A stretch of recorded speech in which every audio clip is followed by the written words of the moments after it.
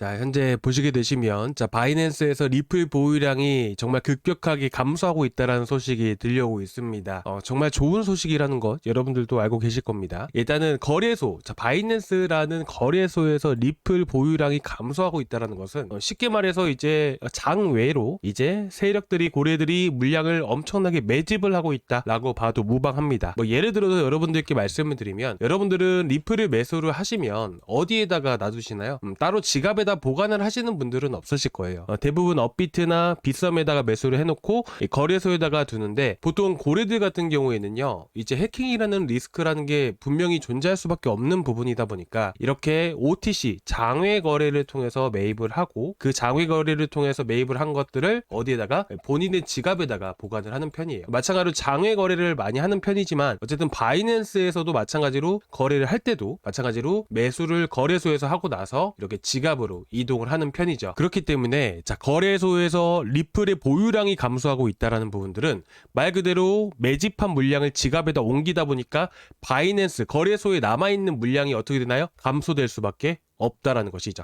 그렇다 보니까 지갑에다 옮겨둔다라는 부분들은 매집의 의미가 상당히 강합니다. 그죠? 우리가 반대로 한번 생각을 해볼까요? 고래들이 매도를 한다라고 했을 때, 세력들이 고래들이 매도를 한다라고 했을 때는 어떻게 할까요? 반대로 지갑에서 장외 거래소, 지갑에서 이렇게 CEX라고 하는 중앙화 거래소로 이렇게 이동을 시키게 되는 것이에요. 그죠? 그래서 지금 어쨌든 현재 거래소에 대한 흐름들로 보셨을 때 과거에도 마찬가지였습니다. 과거에도 한참 2024년도에 300% 넘게 급등했을 때 있죠.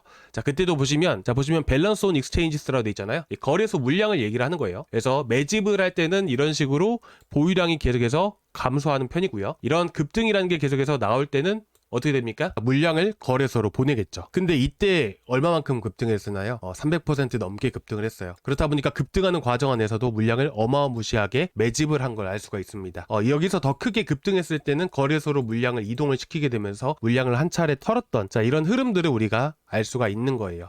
마찬가지로 지금 보시게 되시면 어떤가요? 지난 9월 달부터 해가지고 이제 고점을 찍었을 당시이긴 하지만 9월 달부터 해가지고 쭉 내려가죠. 거래소 보유량이 계속 감소하는 추세로 이어지고 있습니다. 이 말인즉슨 어떤 의미가 될 수 있을까요? 지금까지 계속해서 매집을 하고 있구나 라고 여러분들이 보시면 되시는 거예요. 마찬가지로 이거는 리플뿐만 아니라 비트코인에게도 똑같이 해당이 되는 겁니다. 20년, 21년도 당시에도 비트코인이 엄청나게 급등을 했을 때 보시면 이 주황 색깔 선만 보시면 되십니다. 자, 보시면 이때 4월달, 3월달부터 해가지고 쭉 내려가죠. 자, 거래소 보유량이 감소된다라는 것은 매집의 의미입니다. 그죠? 마찬가지로 비트코인의 가격이 급등을 하니까 어떻게 됩니까? 보유량이 증가하기 시작을 했어요. 거래소 보유량이 말 그대로 거래소에다가 물량을, 비트코인을 보내고 있다는 것이에요. 그래서 우리는 보통 이런 것들을 활용을 할 때 어떻게 하는 거냐면, 매집을 할 때는 고래들과 똑같이 매집을 하는 거예요. 시세를 강력하게 주기 전에 고래들은 계속해서 매집을 하고 있다는 부분들이잖아요. 거래소 보유량이 감소한다는 거는. 그리고 거래소 보유량이 증가하는 시점별로 해서 분할 매도해 나가는 것이죠. 그렇죠? 거래소 보유량이 증가를 하고 있다는 것은 고래들이 매도를 하기 위해서 물량을 보냈다는 것이에요. 그래서 지금은 계속해서 매집하고 있는 흐름이기 때문에 여러분들이 오히려 현 시점에서 매도를 할 게 아니라 오히려 바닥에 더 내려왔을 때 매집해 나가는 그런 방법이 좋지 않을까요? 그리고 지금 보시면 리플의 네트워크 활동량이 급증을 하고 있다라는 얘기가 나오고 있죠. 이미 이건 일요일이 나왔던 기사이지만 오늘 처음 보신 분들을 위해서 다시 한 번 더 말씀을 드리면, 네트워크 활동량이 급증을 했다라는 말은 어떤 의미가 되는 거냐면, 일일 거래량, 트랜잭션이라고 얘기를 하는 것이잖아요. 여기서 핵심은 뭐냐면, 리플이라는 것은 공급 시스템보다는 소각 메커니즘이라는 게 존재합니다. 예를 들어서 우리가 은행에 갔을 때 이제 A라는 은행에서 B라는 은행으로 이제 이체를 시켰다라고 했을 때 이렇게 이체를 시키게 되면 우리가 수수료라는 게 발생이 되는 거 여러분들도 아시죠? 이 수수료를 이제 코인으로 따지면 리플이라는 코인으로 내게 되는 거예요. 그리고 이 리플이라는 코인으로 수수료를 내고 난 다음에 수수료에 대한 부분들은 일정 부분은 소각이라는 게 되는 겁니다. 그렇다 보니까 리플의 공급량이라는 것은 가면 갈수록 계속해서 줄어드는 상황이 만들어질 수밖에 없는 거예요. 좀 어렵게 느껴지실 수도 있는데요. 쉽게 보시면 됩니다. 우리가 은행 A라는 은행에서 B라는 은행으로 이체를 시킬 때 하나의 거래량이 발생되구나 라고 보시면 되실 것 같고요. 마찬가지로 리플이라는 것도 결제 시스템이잖아요. 그래서 이런 거를 비유로 해서 여러분들께 말씀을 드리는 거예요. 우리가 A라는 은행에서 B라는 은행으로 보낼 때 수수료라는 게 들게 되는데, 그 수수료를 이제 코인 가상화폐 암호화폐 시장 안에서는 리플로 내게 된다. 그 리플 1 거래량이 터졌을 때 리플로 수수료를 내게 되는데 그 수수료는 소각이 되는 시스템이다.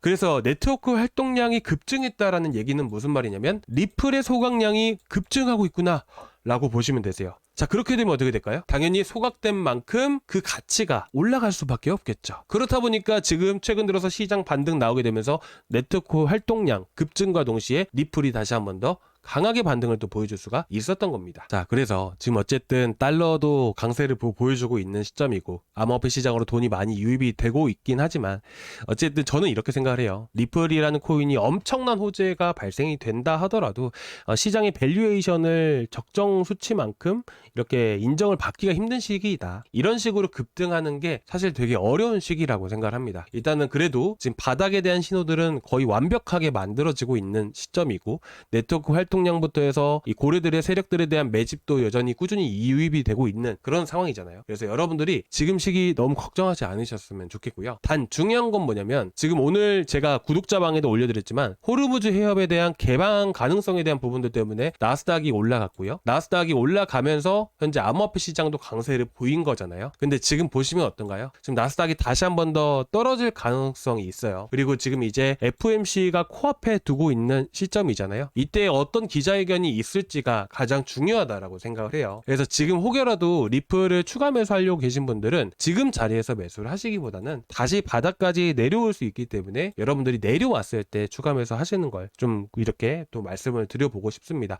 혹여나 급등하는 거 따라잡으려고 하시는 분들이 혹시라도 계실까봐 미리 이렇게 말씀을 드리는 거고요. 하지만 이제 떨어진다 하더라도 다시 한 번 더 강세를 보일 수밖에 없다라고 생각을 해요. 지금 보시게 되시면 아래 초록 색깔 바가 보이시죠? 자, 이거는 코인베이스 프리미엄입니다. 이 코인베이스 프리미엄은 보통 바닥 구간일 때 되게 많이 형성이 돼요. 그래서 상승장 초기 구간들 있죠. 자, 예를 들면 2025년도 4월달 같은 경우도 계속 음수를 유지를 해주다가 4월달 저점 구간에서부터 해서 양수를 뛰기 시작을 했습니다. 양수를 뛰고 나서부터 해서 바닥 형성되니까 그 다음부터 양수 계속 꾸준히 유지되죠. 그리고 급등 나오게 되죠. 마찬가지예요. 리플도 똑같은 겁니다. 리플도 현재 이제서야 바닥 형성하고 나와주고 있잖아요. 그렇죠? 더 이상이 떨어질 일은 거의 없다라고 저는 보고 있기 때문에 걱정하지 않으셨으면 좋겠고, 하지만 지금 시장이 전쟁에 대한 부분들이 리스크가 확실하게 해소된 것은 아니기 때문에 바닥까지 떨어질 가능성이 높다라고 생각을 합니다. 자, 이렇게 리플뿐만 아니라 주요 메이저 코인들이 다 하락을 보여주고 있는 시점인 거 여러분들도 잘 알고 계실 거예요. 이렇게 메이저 코인들, 비트코인 떨어지면 어떻게 되나요? 알트코인들 다 오르나요? 아니죠. 비트코인 떨어지면 어떻게 됩니까? 다 떨어지게 될 수밖에 없는 거예요. 그렇잖아요. 그렇다 보니까 어떻게 됩니까? 당연히 우리가 현 시점에서 단타를 하려고 매수하면 안 되겠죠. 그렇죠? 그래서 지금은 여러분들께 제가 엊그저께까지만 하더라도 30% 40%씩 올라가는 코인들 이렇게 추천을 되게 많이 해드렸는데 이제 오늘부터는 조금 기다리시는 편이 좋으실 것 같아서 제가 일단은 구독자방 안에서도 항상 말씀을 드리지만 지금 대부분 저희 구독자방 계신 분들이 다 주식 계좌를 가지고 계세요.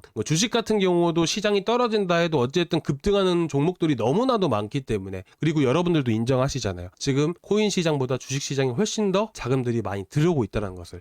그래서 지금 당분간은 여러분들 제가 다시 말씀드리지만 메이저 쪽 떨어지면 다 떨어져요. 조심하셔야 됩니다. 항상. 아시겠죠? 그렇기 때문에 지금 여러분들이 단타를 진입을 한다는 것은 고점에서 매수하는 거랑 똑같다는 말이에요. 그래서 지금은 하지 않으셨으면 좋겠어요. 대신에 제가 구독자 방안에서 이렇게 주식으로 단타할 수 있는 것들 잡아서 매일매일 추천을 드리고 있습니다.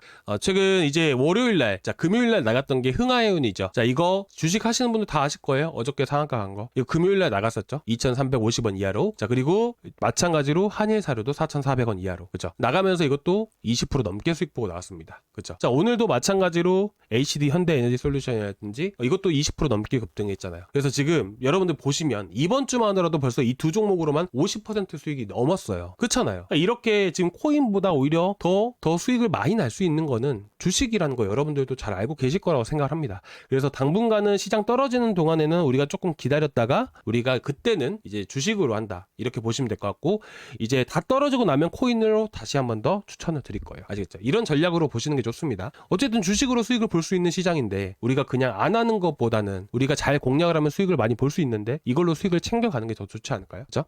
그래서 지금 보시게 되시면 구독자방은 고정 댓글란에 링크 타고 들어오시면 되시고요. 이 링크를 클릭을 하시면 이 페이지가 나오게 됩니다. 제출 버튼까지 눌러주시면 제가 바로바로 초대를 해드릴 겁니다.